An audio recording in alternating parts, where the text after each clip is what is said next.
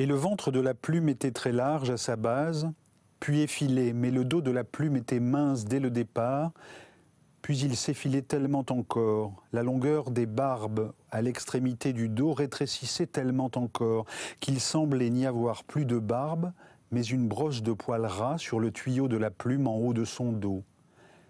Et la plume était uniformément brune sur toute la longueur du dos séteux, et peut-être aussi un peu jaune ou verte, estima l'homme, qui la tenait entre ses doigts, tout semblablement à la couleur d'un jus de réglisse. Et le haut du ventre de la plume était de la même couleur informe et difficile à définir, mais la couleur indéfinissable prenait, vers le large ventre de la plume, un ton brun, bien plus déterminé, puis la couleur uniforme et décidément brune, se transformait sur un fond devenu beige en grosses striures perpendiculaires au tronc de la plume, en bandes d'un brun très foncé dont la teinte s'atténuait à mesure que les striures se succédaient, parfaitement parallèles, vers la base de la plume et dont le dessin, pareillement dans le même temps, semblait se déliter, dont le dessin semblait se désagréger en aiglures fines et floconneuses sur le fond ivoirin du ventre de la plume.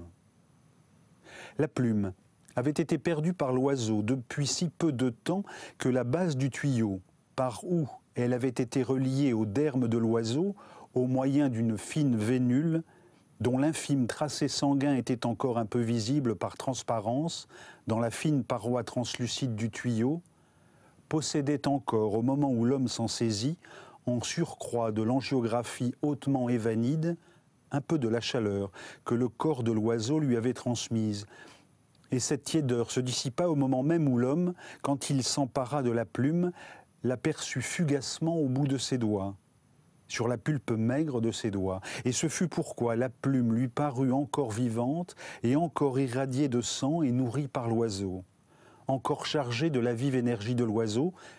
et sur le ventre de la plume, les barbes s'attachaient inextricablement les unes aux autres, et il sembla à l'homme, quand il caressa le ventre de la plume, caresser une surface unie et vivante, une peau douce et soyeuse et frémissante, au contact léger de ses doigts, et tiède, et délicatement humide, comme une police sur le ventre d'un batracien.